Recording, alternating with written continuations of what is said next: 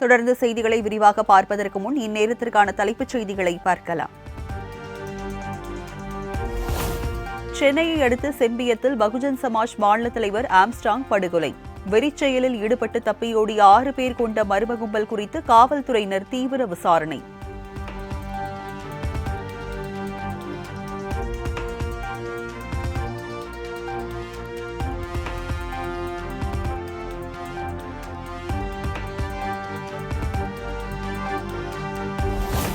கொலைவெறி தாக்குதல் சம்பவத்தில் மேலும் 2 அரிவாள் வெட்டு. கிரீன் சாலையில் உள்ள அப்பல்லோ மருத்துவமனையில் அனுமதிக்கப்பட்டு தீவிர சிகிச்சை.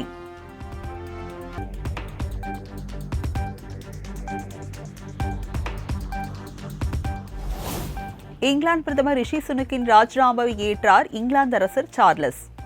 பக்கிங்ஹாம் அரண்மனையில் இருந்து வெளியேறினார்.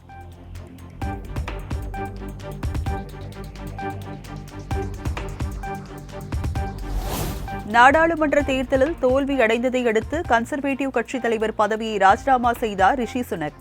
வாக்காளர்கள் மற்றும் மக்களிடம் மன்னிப்பு கேட்டுக் கொள்வதாக பேட்டி.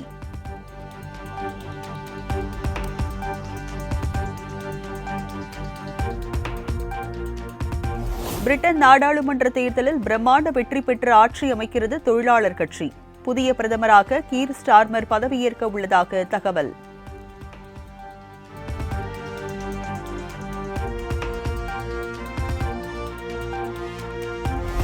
கடந்த 14 ஆண்டுகளாக பிரிட்டனில் ஆட்சியில் இருந்த ரிஷி சுனக்கின் கன்சர்வேட்டிவ் கட்சி நாடாளுமன்ற தேர்தலில் தோல்வி.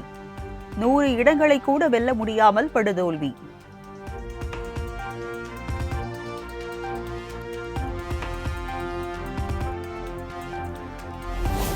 பிரிட்டன் தேர்தலில் தொழிலாளர் கட்சி சார்பில் போட்டியிட்ட தமிழ் பெண் உமாகுமரன் வெற்றி.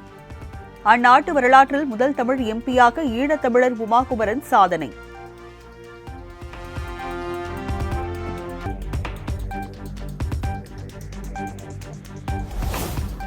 பிரிட்டன் நாடாளுமன்ற தேர்தலில் வெற்றி பெற்ற கெய்ர் ஸ்டார்மருக்கு பிரதமர் மோடி வாழ்த்து. இந்தியா இங்கிலாந்து கூட்டாண்மையை மேலும் வலுப்படுத்த நேர்மையான ஆக்கப்பூர்வமான ஒத்துழைப்பை எதிர்நோக்குவதாக எக்ஸ் தளத்தில் பதிவு.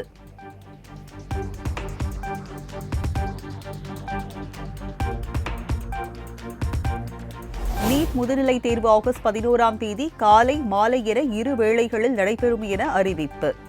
3 முறை தேர்வு ஒத்திவைக்கப்பட்ட நிலையில் புதிய தேதி வெளியிட்டது தேசிய மருத்துவ கல்வி வாரியம்.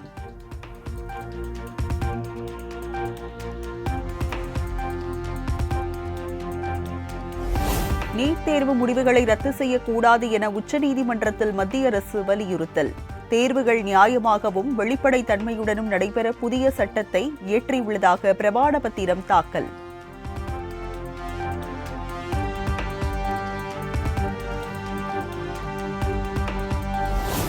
கோவை மைவி3 ஆட்ஸ் நிறுவனர் சக்தி ஆனந்தனுக்கு ஜூலை 19ஆம் தேதி வரை நீதிமன்ற காவல். சென்னை சிறப்பு நீதிமன்றத்தில் ஆஜரான நிலையில் நீதிபதி மலர் வாலண்டினா உத்தரவு.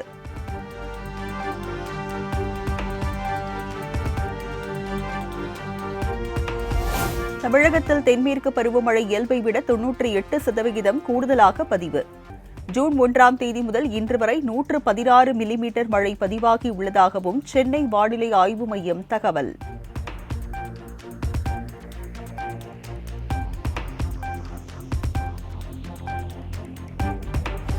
விக்கிரவாண்டி இடைத்தேர்தலுக்கான அவகாசம் முடிந்த பின் பிரச்சாரம் மேற்கொண்டால் 2 ஆண்டுகள் சிறை. தேர்தலுக்கான வழிமுறைகளை வெளியிட்டு தேர்தல் ஆணையம் எச்சரிக்கை.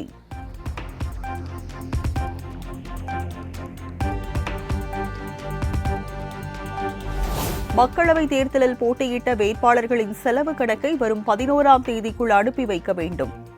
மாவட்ட தேர்தல் அதிகாரிகளுக்கு தலைமை தேர்தல் ஆணையம் உத்தரவு.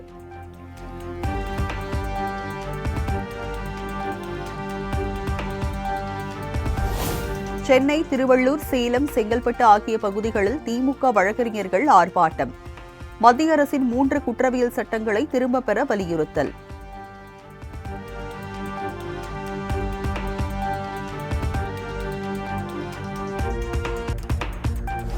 மத்திய அரசின் 3 புதிய குற்றவியல் சட்டங்களில் பெரிதாக ஒன்றும் சிக்கல் இல்லை. சில மாறுதல் மட்டுமே செய்யப்பட்டுள்ளதாக சென்னை காவல் ஆணையர் சந்தீப் ராய் ரத்தோர் விளக்கம். சில சட்டம் பழைய சட்டத்துக்கு கொஞ்சம் நம்பர் அண்ட் சீரியல் மாத்திருக்காங்க. ஒரிஜினல் எப்படி இருந்தது, இப்படி அவங்க நம்ம யூஸ் பண்றது சேம் தான். ஸோ இது பெரிய வித்தியாசம் நான் பார்க்கும்போது ஒன்றும் வரலையே. அண்ட் நம்ம ஆஃபீஸர்ஸ் கிட்ட பேசும்போது நான் கேட்குறேன், ஒன்றும் பெருசே இல்லை. அவங்கள நம்ம சிசிடிவி சிஸ்டம்ல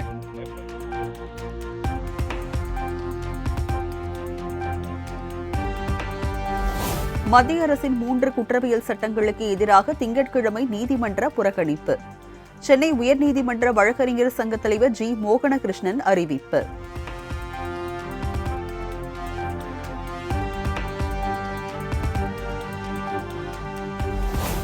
தமிழகத்தில் உற்பத்தியாகும் மொத்த பாலையும் ஆவினை கொள்முதல் செய்யும் வகையில் வியூகம்.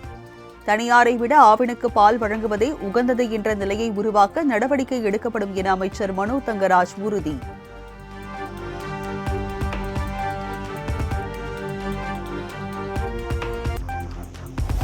விக்கிரவாண்டி இடைத்தேர்தலில் திமுக வேட்பாளர் அன்னியூர் சிவாவை வெற்றி பெற செய்ய வேண்டும்.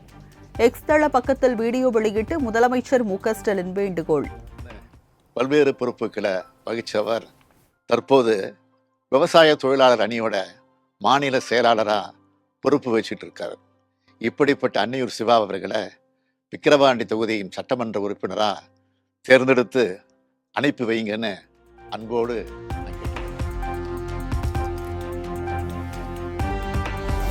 சமூக நீதிக்கு துரோகம் இழைக்கும் பாஜக கூட்டணிக்கு தக்க பாடம் புகட்டுவோம்.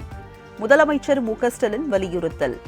மாவட்டத்துக்கும் தொகுதிக்கும் ஏராளமான திட்டங்களை கொண்டு வந்திருக்கிறாங்க. எல்லா மக்களுக்கும் பொதுவான நலத்திட்டங்கள் தொடர உங்களோட ஆதரவை வேண்டி நிற்கிறோம். சமூக நீதிக்கு எதிரான பாஜக கூட்டணியை தோற்கடிக்கிறது மூலமா சமூக நீதிக்கு துரோகம் இழைக்கிறவங்களுக்கு தக்க பாடம் புகட்டணும்னு கேட்டுக்கிறேன்.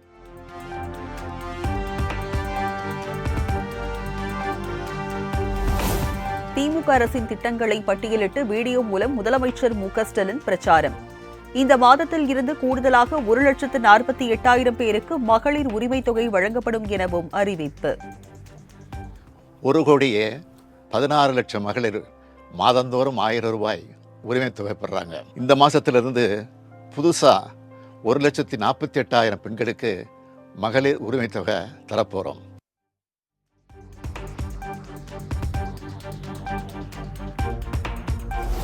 அதிமுக மீது தொடர்ந்து அவதூறு பரப்பி வரும் அண்ணாமலைக்கு எடப்பாடி பழனிசாமி கண்டனம். விக்கிரவாண்டியில் அதிமுக போட்டியிட்டால் 4வது இடம் பிடிக்கும் என கூறியதற்கும் பதிலடி.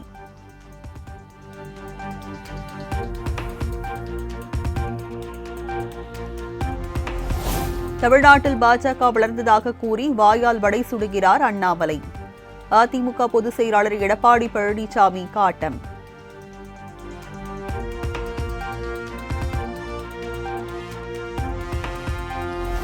தேர்தலில் டெபாசிட் இழப்பதில் அதிமுக கின்னஸ் சாதனை படைக்கும்.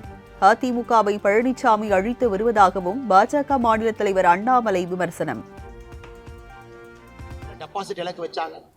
தமிழகத்தினுடைய அரசியல் வரலாற்றில் இவ்வளவு பெரிய ஒரு கட்சி, ஒரு நம்பர் 2 கட்சி, நம்பர் 1 கட்சியாக ஆளும் கட்சி எத்தனை இடத்துல டெபாசிட் இழந்திருப்பதற்கு ஒரு கின்னஸ் ரெக்கார்டாக இன்னைக்கு அதிமுக அத்தனை இடத்துல டெபாசிட்டை இழந்திருக்கு. காரணம், அதிமுக கட்சி நன்றாக இருந்தாலும் கூட தலைவர்கள் சரியில்லை என்கின்ற காரணத்திற்கு மக்கள் இன்னைக்கு பனிஷ்மெண்ட் கொடுத்திருக்கிறாங்க.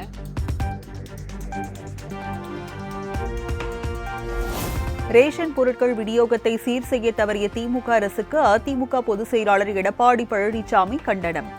அனைத்து ரேஷன் பொருட்களும் மக்களை சென்றடைவதை உறுதி செய்ய வேண்டும் எனவும் முதலமைச்சருக்கு வலியுறுத்தல்.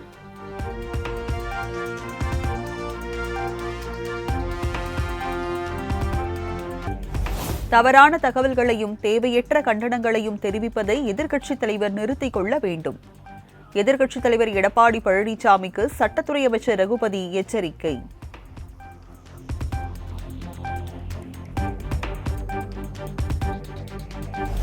தமிழ்நாட்டிற்கு கள்ளச்சாராயம் கடத்தப்படுவதாக சட்ட அமைச்சர் கூறுவது வெட்கக்கேடானது. அண்டை மாநிலங்களில் இருந்து சாராயம் கடத்தப்படுவதாக கூறிய அமைச்சர் ரகுபதிக்கு எடப்பாடி பழனிசாமி பதிலடி.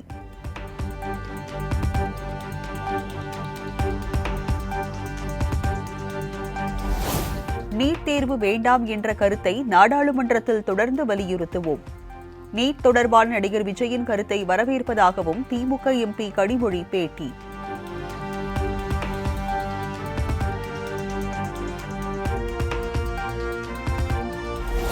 AI தொழில்நுட்பம் மூலம் மறைந்த விஜயகாந்தை பயன்படுத்தினால் அனுமதி அவசியம்.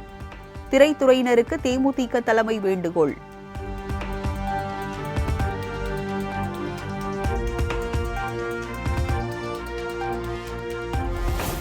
சொத்து குவிப்பு வழக்கில் மறைந்த அதிமுக முன்னாள் அமைச்சர் அரங்கநாயகத்திற்கு விதிக்கப்பட்ட 3 ஆண்டு சிறை தண்டனை உறுதி. சொத்துக்களை பறிமுதல் செய்ய சென்னை உயர்நீதிமன்றம் உத்தரவு.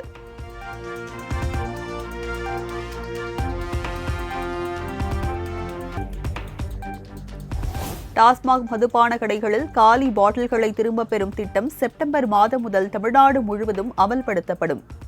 டாஸ்மாக் நிர்வாகம் தரப்பில் சென்னை உயர்நீதிமன்றத்தில் தகவல்.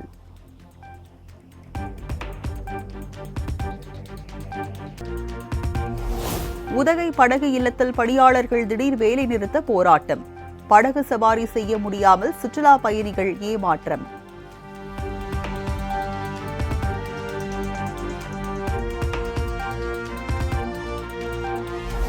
சேலத்தில் அதிமுக நிர்வாகி படுகொலை செய்யப்பட்ட வழக்கு.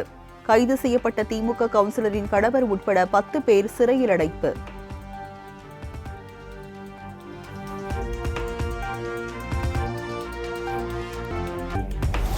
ஒலிம்பிக் விளையாட்டுப் போட்டியில் பங்கேற்கும் வீரர் வீராங்கனைகளுடன் பிரதமர் மோடி கலந்துரையாடல். விளையாட்டுப் போட்டியில் பதக்கங்களை வென்ற இந்தியாவுக்கு பெருமை சேர்க்க வாழ்த்து.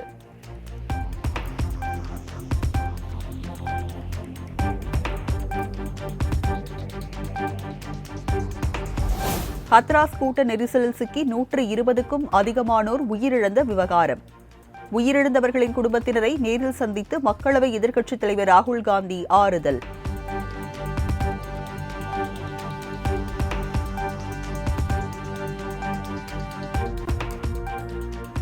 சத்சங் கூட்ட நெரிசலில் சிக்கி உயிரிழந்தவர்களின் குடும்பத்தினருக்கு உரிய இழப்பீடு வழங்க வேண்டும்.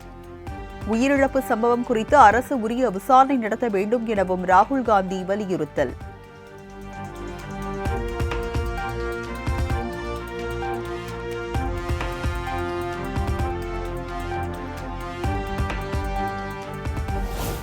மதுபான கொள்கை முறைகேடு வழக்கில் அரவிந்த் கெஜ்ரிவாலுக்கு ஜாமீன் வழங்க டெல்லி உயர்நீதிமன்றம் மறுப்பு. ஜூலை 17ஆம் தேதிக்கு விசாரணை ஒத்திவைப்பு.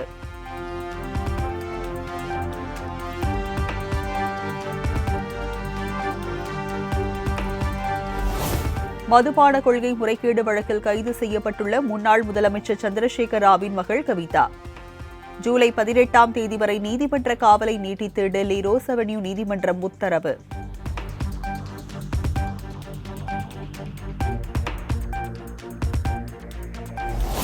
T20 உலகக் கோப்பையை வென்ற மும்பையை சேர்ந்த ரோஹித் சர்மா, சூரியகுமார், சிவம் தூபே, ஜெய்ஷ்வால் ஆகியோருக்கு 11 கோடி ரூபாய் பரிசுத் தொகை. மகாராஷ்டிரா மாநில முதலமைச்சர் ஏக்நாத் ஷிண்டே அறிவிப்பு.